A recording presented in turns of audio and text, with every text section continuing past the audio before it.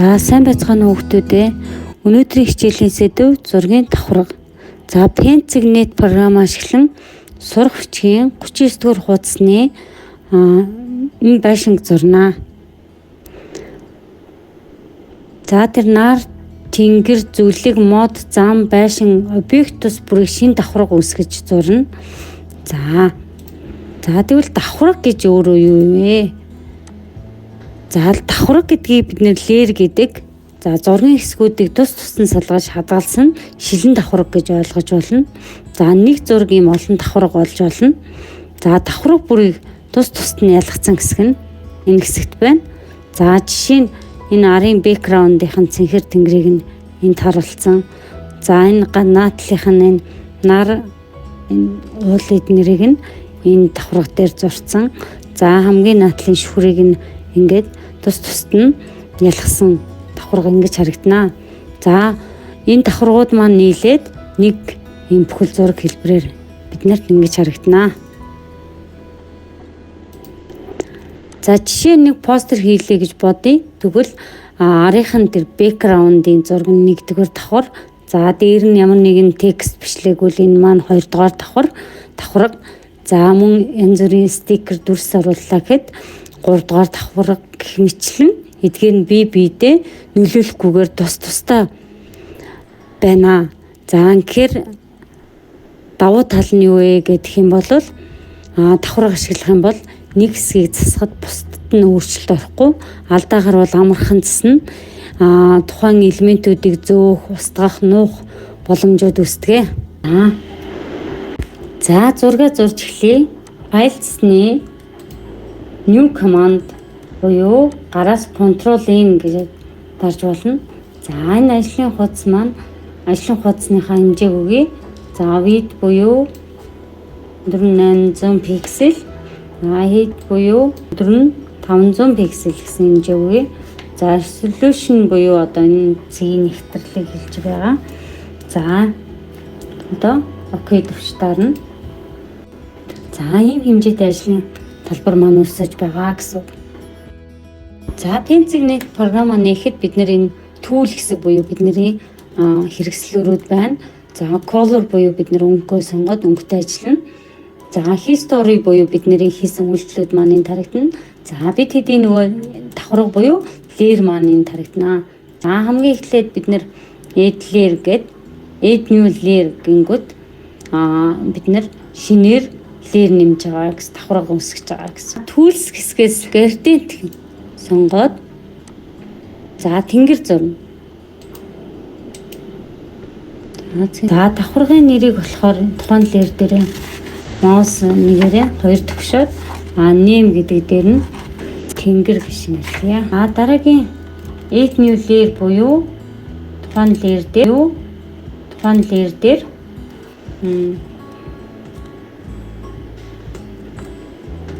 газар гэж нэрлэе.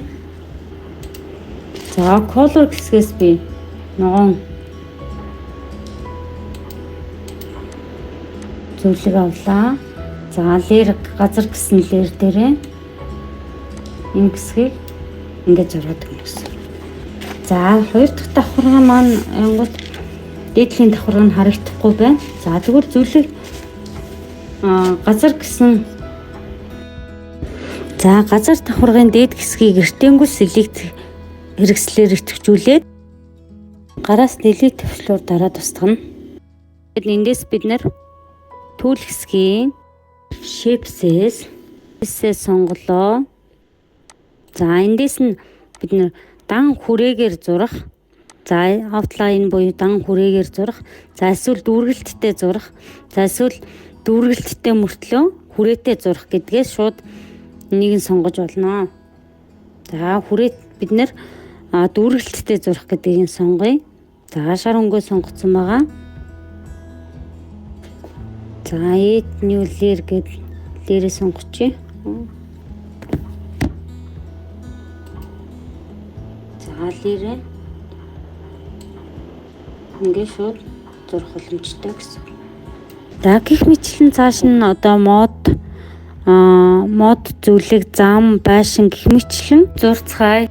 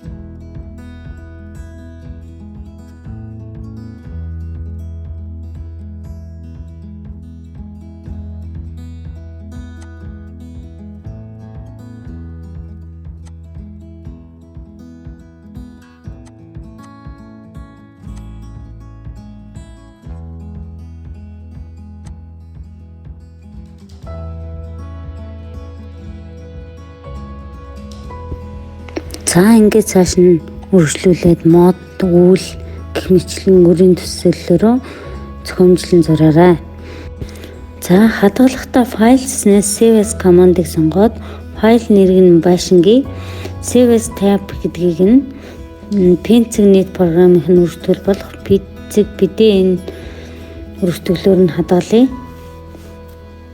За хэрэг болсон бол файлсны save as командаас save as type үргэлжлэлийг нь JPEG сонгуул зураг хэлбэрээр хадгалагдана.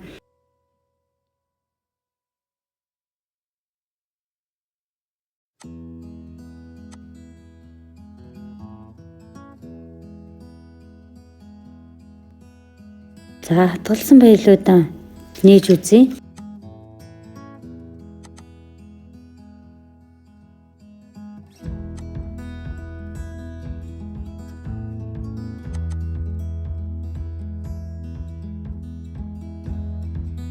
За өөрийн зохиомжлон зурсан зургаа комент хэсэг үлдээгээд хоёр файл яагаад өөр өөр байна вэ? Лайк дэвтэртэй тэмдэглээрэй.